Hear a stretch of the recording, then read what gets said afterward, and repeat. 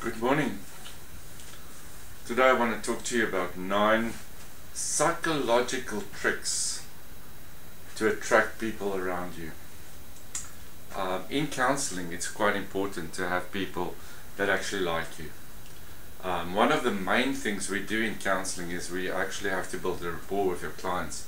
If you don't have a good rapport with your clients, you struggle to get your clients to connect. You struggle to get your clients to actually go deeper. Most of the conversations will be just on the surface. Roger said that the problem they come is not the real problem. So they'll come to you with something really maybe sometimes in some cases really not really important or significant. Something like, I don't understand my kid. And then as you build rapport with your client and you start to delve into the situation, you get to realize that there's more stuff to it. So these are some tricks. I got these tricks from a guy named David Wolf, or he's also known as David Avocado Wolf. I find them quite significant, and I think we as counselors and in general, people in general can actually make use of this to actually build rapport with people and get, these are tricks to attract people around you. There's also a brilliant book that says how to win people, how to influence people, how to make friends and influence people, which is also something great to read. It's quite an old book, it's quite a classic, and it's still really relevant. So what are some of the tricks that we can do? So the first trick is to have an individual image. These days you can look at people around you, they all have the same sort of haircut, the same dress sense, they look the same. Have something that's individual. If you look at a photo of Albert Einstein, the first thing that comes to your mind is this hair. He was unique. He had a unique image. He had an individual image. He looked different. His clothing sense was different, but also his hairstyle was different. Albert Einstein's the way we actually would recognize Albert Einstein was because of his hair. There's people like Charlie Chaplin, the hair, the hat, the little moustache, the way he walked. We have guys like Winston Churchill, always a coat and mostly the cigar. Margaret Thatcher said that a lady always wears pearls, so she was always wearing pearls. Every photo you'll see of Margaret Thatcher, she'll be wearing pearls. We've got Nelson Mandela. Nelson Mandela wore a shirt called, it was named the Madiba shirt. It's a bright colored shirt which he buttoned up to the top, yeah, it became a trend. You will see Madiba with the Madiba shirt, and people started actually buying Madiba shirts because of him. So what are some of the tricks? Is number one is you need a unique image. You need something different, something not way out, especially in a counseling situation. It's like you need to be professional, you need to look professional. I won't feel very comfortable if I go to a counselor that's full of studs and full of piercings and piercings everywhere. I would rather go to a person that's really clean cut, but there's something unique, maybe a different colored watch, or something of the counselor, something of the person that really stands out, something that you can actually remember the person by.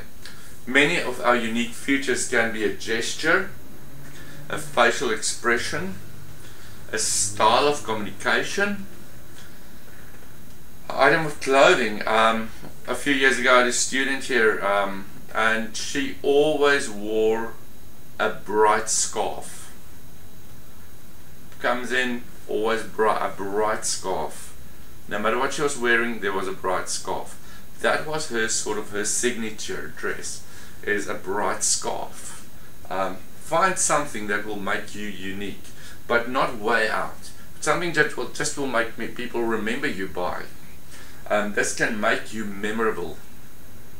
So do something like maybe a specific watch, maybe a specific colored watch, maybe a person that wears like, I love to wear a red watch in everything, and just something that makes you unique, something that makes you stand out.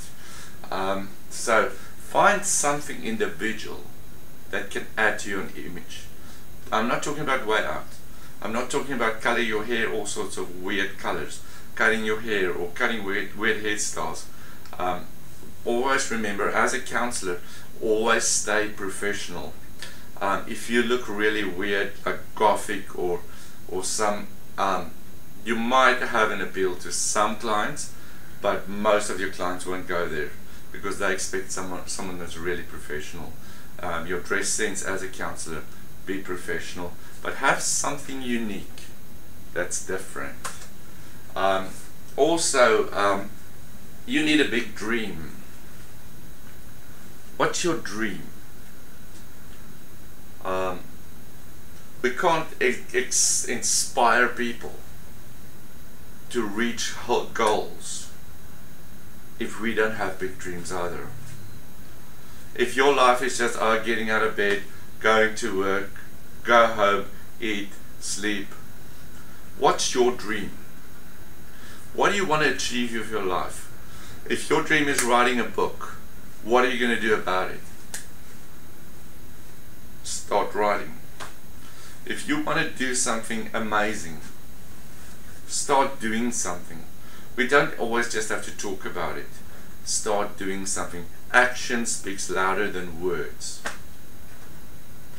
Dr. Miles Monroe, he passed away a few years ago in a plane crash, but he had great wisdom, and in his wisdom he always said that the graveyard is the richest place on earth, because in the graveyard there are so many books that has never been written, so many paintings that's never been painted, so many homes that's never been designed, so many discoveries that's never been made. So don't take your dream with you to the graveyard one day. Dream big. Dream big. To make people reach for you and appreciate you as a really unique personality, you must have a reason for existence. We don't just, some people just live, you know. Some people just live and exist, and then some people have a great life. How's your life? Is your life great? Do you just exist? Or is it just an awesome experience? How is your life? And as a counselor, how do you motivate your people, your clients? Do you let your clients walk out there better than they came in? Do they walk out expired? Or do they come in just the way they did? Because we just spoke about stuff and no real motivation happened. Ambitions, aims, desires to change something in this world, struggles for something, struggle, get a cause. What's your cause? Some of us will say world peace. That's a bit big, but yeah, maybe just a cause is like, maybe feed the hungry, maybe join a group that gets together on a Wednesday night and feed the homeless, or just start something. Think out of the box. Get a cause. Struggle for something. A person without a dream is a book without an idea. Would you read a book without an idea? As a counselor, we are a connection to people. We are, for some people, we're their last resort to change their lives forever. Let's put our actions into our passion, and let's change lives. Also, as a counselor, be confident. Be confident. People don't want to go to someone that's not confident. someone that's like, oh, sorry that I'm alive. You know, I don't really want to be here. I don't know if I can really help you. Yeah, let's see.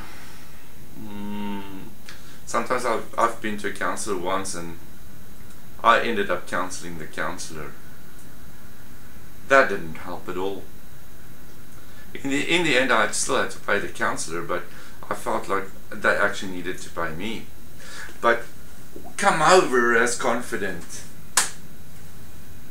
Fake it till you make it. If you feel like, oh, I can't do this, fake it till you make it. And if you're done, get on your phone, make an appointment with your supervisor and say, hey, I need to debrief. I need to get help. Or get hold of some of your peers and say, hey, can we have a peer review session? Can we talk about this? I need information. I need to build my skills. Courageously make decisions. Be able to rely on yourself.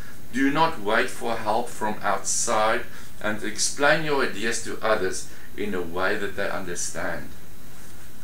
People around you can feel very confident, not only in behavior but also in speech. How do you talk to people? Excuse me. How do you explain stuff to people? How do you go around when you have to work at the water cooler? That is the place where we have the most of our depression discussions. Oh, it's Monday.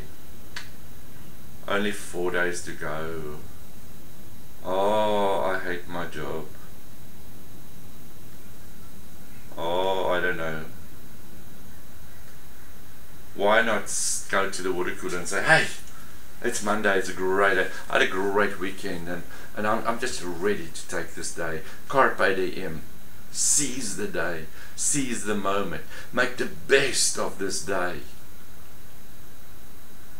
The more positive you are, the more positive people you will attract.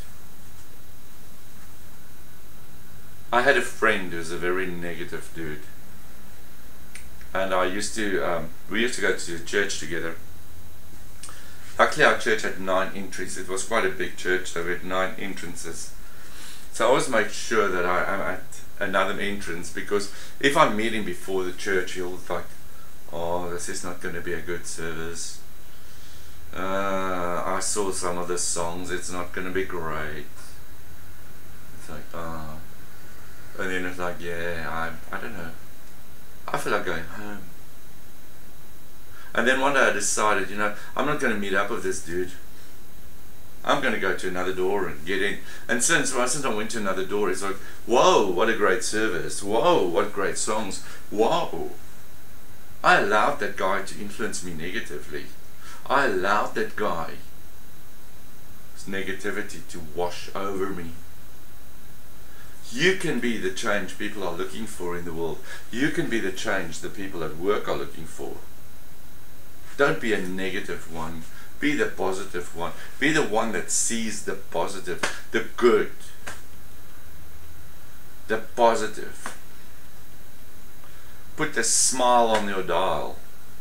It's Monday. Great. You're alive. It's Monday. Great. You have a job. It's Monday. Great. You breathe. There are so many people that went into this weekend and today they are in a morgue and they will not see a Monday. Be confident. And also forget about complaints. We are so easy to complain. We complain about everything. We complain about the TV. We can complain about, we might have 100 or 200 channels. There's nothing to watch. Example, if you live in Africa and you have no TV, or you only have 1 channel, aren't we privileged? Forget about complaints. You could you admire and want to be like a person who's always complaining? You know, that old lady or old man in your street who's always complaining. We live in a complex, and there's an old lady in our complex. She's always complaining. She's always standing outside. She's always showing everyone, slow down, you're driving too fast. She's always, if people in the pool is too loud, she's like, what? She stopped everyone from having fun. She's like this Grinch of our complex. Everyone's ignoring her because no one wants to be close to her. Charismatic people have a positive mindset. Avoid criticism, avoid complaints and negative topics. Be positive. Don't be negative. Don't be a negative Nelly. Have fun. Life is great. Life is to be lived. Instead of seeing the glass half empty, see it half full. If life hands you lemons, make lemonade, and make a lot of lemonade that you can even sell it and make a profit of it. If everything is not good in your life, start a conversation that brings you pleasure and will bring the same to your listeners. There are people that I will never ask how they're doing because I'll never walk away from them, because I'll hear their whole story. Sadness,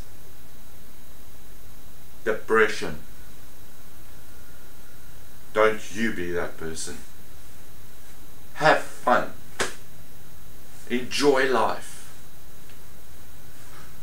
We are only on this earth for about 60 years, 70 years, 80 years if you're lucky.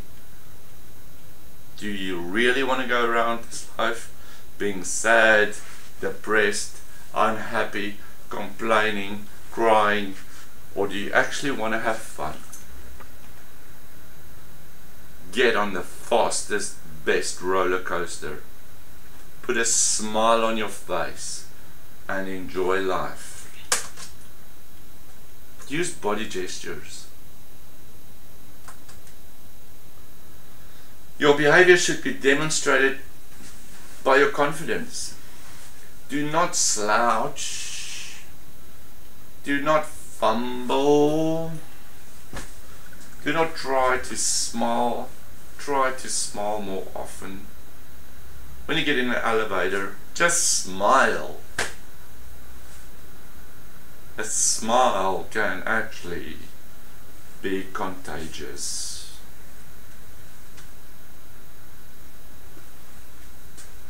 In general, when appearing in public, act and feel like a celebrity on the red carpet. Walk up straight, look people in the eye, smile, be confident, walk with a mission. Life is to be lived with passion. Life is to be lived. Life is to be enjoyed. Life is not just there to just waiting for us to one day just die. Do you want on your gravestone one day to be written, "Sad sack finally died. I hope he's happy"? Or would you rather want it written like, "She lived a full, happy life. She left a legacy. She will be missed"? It's up to you. It's a choice. Become a great storyteller too. Like, tell stories. Like, to make every story interesting is a skill that can be learned. Tell about your life. We all have interesting stories about our life. We've been to places. I come from Africa. I can tell awesome stories about Africa. I can tell awesome stories about my children. I can tell stories about my wife. I can tell stories about my career. I can tell stories. And I know you can. Speak with confidence. Use humor. Even with self-irony. Tell about the silly things you've done. Like, I went for my driving test, and during my driving test I actually drove over over the cop that did the test. I drove over his foot. That was quite funny. Not for him, but for me. Have the ability to laugh at yourself. Laugh. You use less muscles to smile and laugh than to frown anyway. And if you laugh, you release happy hormones and endorphins, and you can change your life. Happiness comes through. And anyway, you lose a lot of weight if you laugh. It's a fact. Do not forget about body language, be emotional, and stay positive. What does your body language say about you? Walk up confident, walk straight, look people in the eye, don't slouch. Don't look down as you walk, unless you want to hide from someone. Tell personal stories. But also when you tell stories, also be interested in the other people, not only in yourself. Don't always, when you go to a conversation, have everything about you. There's more stories to be shared.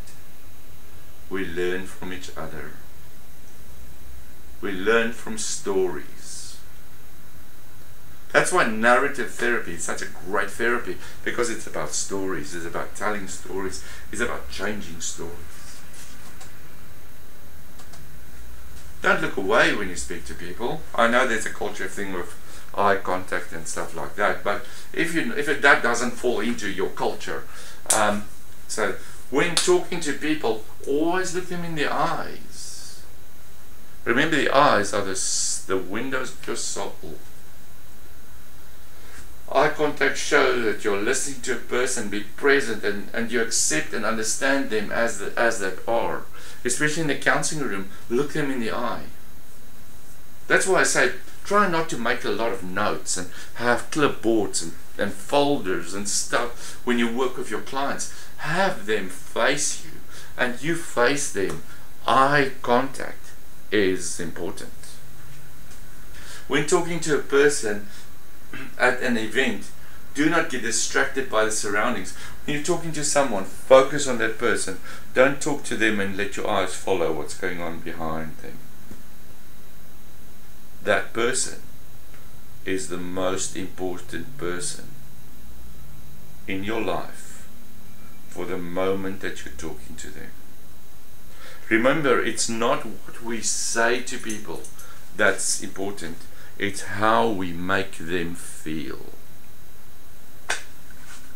that they remember.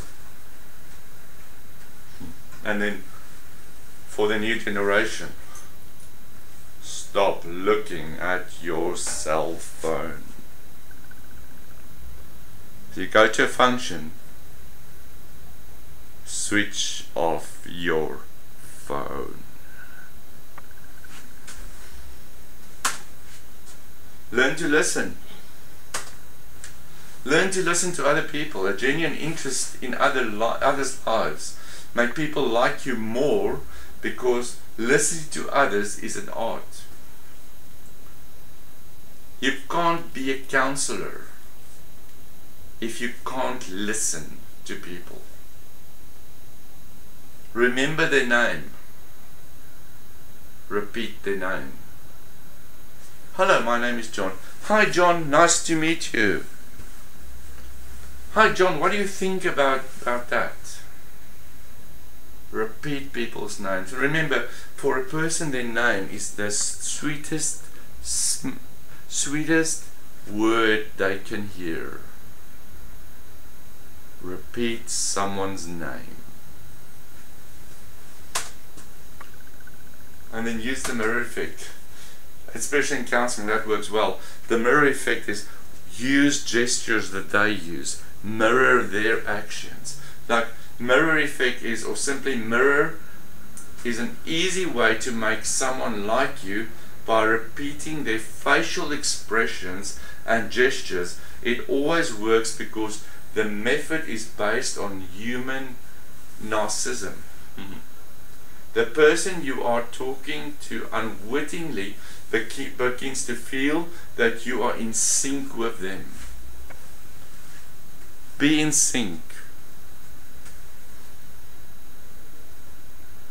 Use some of their gestures, even facial expressions. Get in sync with your client or the person you're talking to. You can use this trick to adapt other people's unique features. For example, look how people that they appear charismatic to you, look at how they present themselves, and it can help you feel more confident. See what people are doing and mimic them. Not the whole time, otherwise it becomes utterly weird. But here and there, things they do, just mimic it.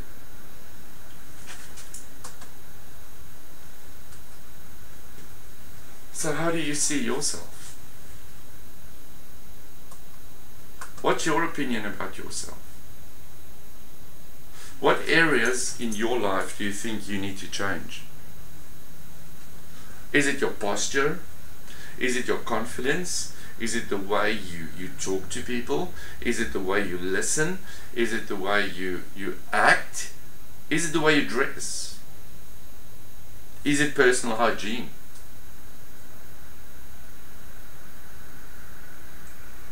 I'm amazed at how many people don't do the basics like shower, use deodorant.